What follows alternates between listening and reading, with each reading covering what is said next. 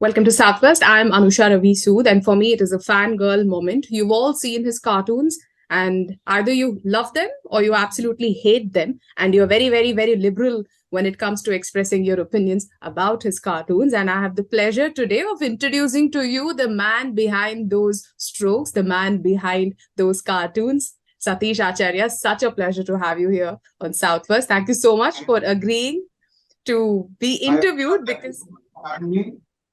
This is a great privilege for me. And it is such a rarity because Satish is extremely shy, and it took me quite a bit of persuasion to get him to do this interview. So I'm going to just dwell directly. No, I want my cartoons to speak to the readers instead of me. But I want people to know the man behind those cartoons. So let me first ask you, how did you decide that you want to be an editorial cartoonist? See, editorial cartoon, it was not an option. I grew up during pre-internet age. So we were not exposed to the even newspapers, also bigger newspapers. We were exposed to Kannada newspapers. We used to read them. During school days, we used to get the comics from some classmates used to bring comic books, mostly the Amma Chitrakatha, Tinkle, Phantom, like that. So these comic books inspired me. Ability to tell a story. We grew up reading comics. Most of the epics, mythologies through comics only, through Amma Chitrakatha, and they're so strong, so powerful. So these illustrations inspired me. Later, I started reading old issues of the Illustrated Weekly of India. It was edited by Pritish Nandisar. And the cartoons of R.K. Lakshman, Mario Miranda, and many other people. Those cartoons inspired me. It was during my school days, so I never understood the politics behind it, and even the messages also. But I was attracted to the funny illustrations and the detailed illustrations of Mario Miranda. That's how it started. I started copying the cartoons, mostly the cartoons of R.K. Lakshman, because he has that semi-realistic style. Unlike Mario Miranda, he's more detailed. His works are more detailed. So Mario's work is difficult to copy. But I used to copy his characters. You can see a trace of his characters in my cartoons also sometimes. So that's how it started. So I never wanted to be an editorial cartoon. It was more of a hobby. Then I started sending pocket cartoons to local newspapers and magazines. And they started publishing them. That's how it started. It was more like pocket money for me in my college days.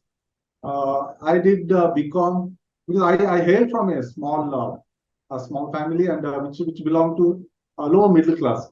So I knew that education is very important, and only education can change our lives, economic and social life. So that's how I wanted to become. I wanted to get into some job which can uplift our lives also. So I did MBA, and after that I did MBA. I did BCom first, then I did MBA in finance. Then I went to Bangalore. I didn't get job there, so then I went to Bombay. That's how it started. I mean, I saw in Mumbai that there is a scope for cartooning also. I started freelancing with the smaller magazines and newspapers there, and eventually I took it as a profession. Because, how difficult is it to do this every single day? Yeah. In Mumbai, it took me around 10 to get a break as a cartoonist at midday. Midday was my first job as a full-time cartoonist. Not even as a cartoonist, I joined midday as an illustrator and designer. But I knew that I wanted to be an editorial cartoonist. So Akar Patel was my editor there. I used to draw one cartoon every day and send it to him. Go to his cabin and show the cartoons. And sometimes he used to pick and publish those cartoons in readers' letters page. It's more like opinion page. So gradually he saw something in me, so he gave me a cartoon column in midday. That's how it started. To know the entire process that goes behind it's a really difficult job. See, we read news, we report on news, etc. But to research so much about it, to first design what you want to say with your cartoons about that particular piece of information, it proves it. For me, it looks like an extremely challenging thing to do, and you do it with so much ease because you're not just doing one cartoon in a day. There are so many that I see. Please tell me how difficult it is. See, when it comes to, there is a confusion between cartooning and editorial cartooning. Cartooning is more about humor and drawing, but editorial cartooning is different. It's more like a part of journalism. Yes. It needs opinion, and drawing is a small part, and you need imagination. Humor is also, it's not needed sometimes. It can be dark, it can be serious also. Uh, so opinion is an integral part of editorial cartooning. So you need to follow the news keenly. You have to have your own opinion. You need to be neutral, and you should be ready to criticize everyone. So you have to be neutrality is the basic foundation. Uh, because every party, they don't like cartoons on them or their leader. They hate it. So it's a difficult job. What I do is I'm very keen on politics, cricket, and current affairs and everything. So I try to combine different things. Sometimes politics is very boring, so I try to combine cricket with politics. So just to make it interesting. I when I worked at midday, uh, the first mantra, it's an afternoon paper. It used to be afternoon paper. The basic mantra was that it has to be different. The news spec has to be different in the morning, unlike in the broadsheet. So that's how it started. I started thinking differently at midday. So that helps me in my cartooning also. I try to think differently when I ideate. Uh, I don't think it's a difficult job. You have to fine tune your brain. That's it. Yes, Whatever but you get, yeah. Even as a reporter, you think the same way. Whenever you read some news, you think of the beat you're working in. So how you can connect it to the beat. So it's the same with editorial cartooning also. glad you spoke about how you blend a lot of things. I remember one of your recent cartoons. You mixed disqualification of Mr. Rahul Gandhi with a cricket match. I remember that cartoon. And you also spoke about how political leaders do not like cartoons about their own leaders. It seems it's not just political leaders; it's also supporters, etc. Which means because you do cartoons on everybody, you have a take on everything that is happening around us. You're also subjected to vicious trolling, and I'm witness to it. I see the kind of comments, criticisms that come your way. How do you handle those? See, earlier it used to affect me when I was new to social media. Now I'm used to it. Every political party, not just party, even the celebrities, they have their own IT cell, smaller, bigger, uh, more brutal. In different sizes. So I'm used to it. I have to do my job. This is the job I like the most. It gives me happiness. It's not just about the money because I used to work in an advertising agency with my MBA. So it's my passion for the last many years. So these trolls can't stop me. They cannot stop me because I'm here for the passion. Because even before 2014, the same trolls used to like me. They hail me as the best cartoonist in the world. So now they they call me anti-national and whatnot. So Absolutely understand that. earlier it used to affect me. Now uh, I, I I try to. I have succeeded in shutting them out. I ignore the responses. Sometimes, only thing is I can't interact with fans or the cricket cartoon fans more frequently because of the trolls. I normally avoid opinion or feedback on my cartoons. I just post the cartoons and I move to the next cartoon. I think there should be One more part of effective and it. more. I'm sure as much as you have trolls, you also have a lot of fans. I know for a fact that you do. But there is another aspect to editorial cartooning that is also editorial rejection.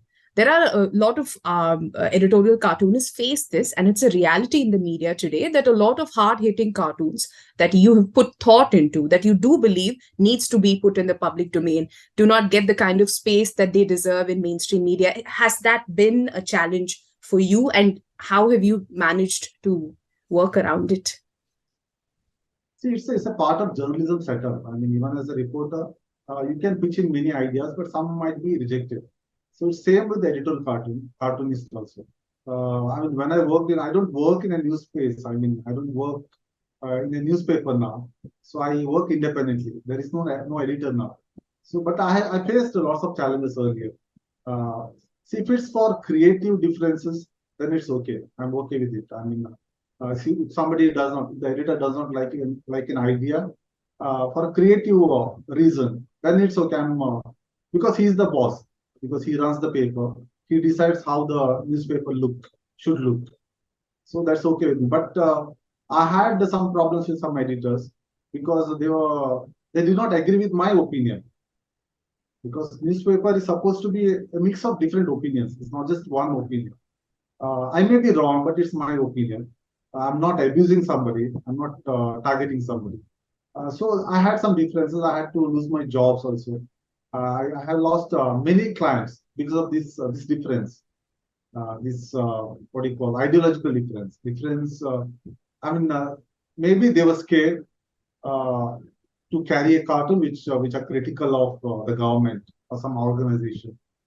Uh, I was doing right, so I was convinced about it. So I fought with them. Sometimes I succeeded to stay for some time. Sometimes I had to quit the job. But now I work independently.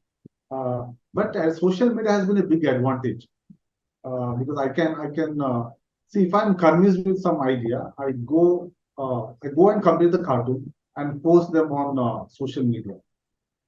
So I can directly connect with the readers now. There is no middleman like editors.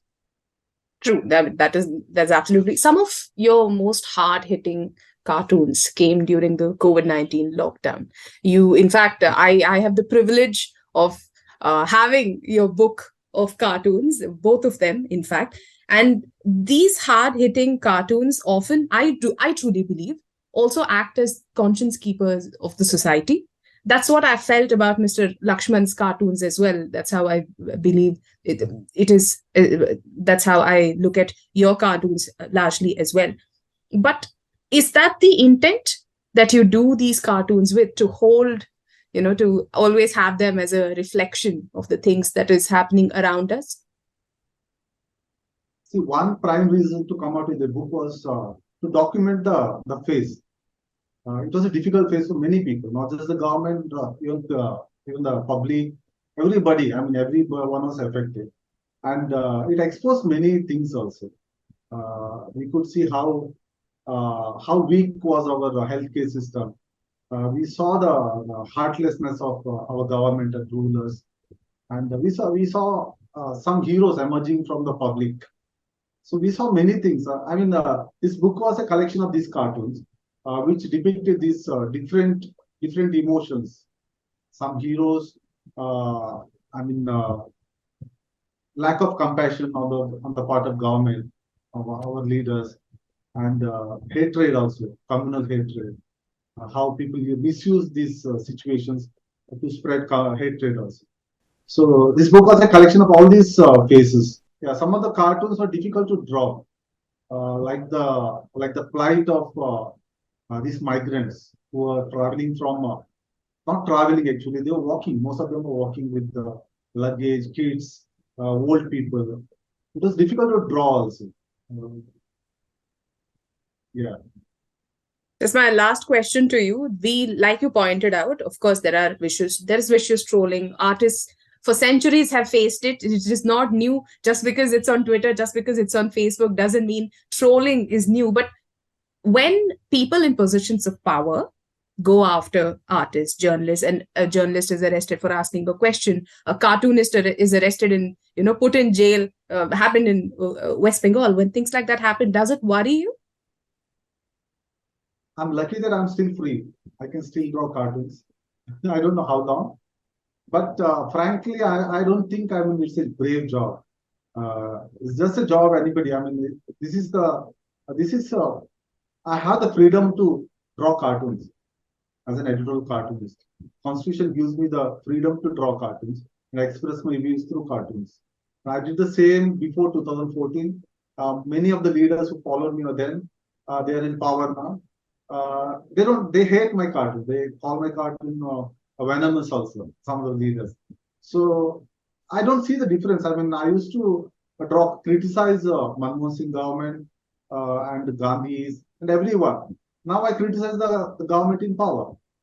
I mean, I'm not interested in these personalities. I'm interested in the people who are occupying the power and how they are executing their power, how they are executing their responsibility. We sometimes we use the power, the term power wrongly. I mean, once somebody wins, you should not be called as coming to power. It's more like responsibility. When you talk of power, there is brutality also. More the power, more the brutality. So it should be treated as a responsibility. That's the only request to my leaders, all the trolls also. I mean, things will change. I believe in a democracy.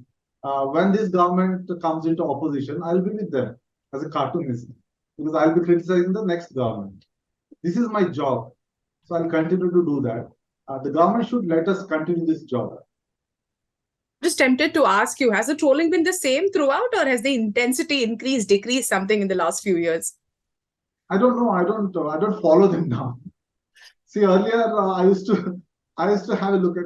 I mean, even when I block some people who are brutal trollers, but what happens is some friends they send me the screenshot of their abusers, threats, and all.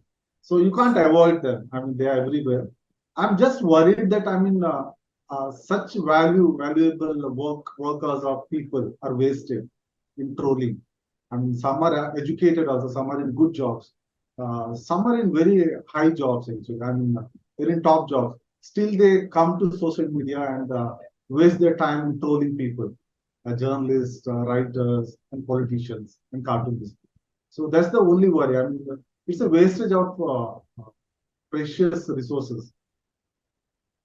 I am so glad that you could join Southwest on this interaction. Like I said, it's a fangirl moment for me. I've been a fan of Satish Acharya's cartoons before 2014 now, and I'm pretty sure that I will continue to be as well. Thank you so much for making this exception.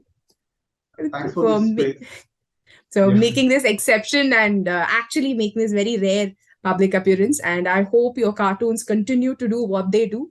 Ask questions, point out the reality, and make us think. That is ultimately the purpose of everybody who's trying to bring news to people in various forms.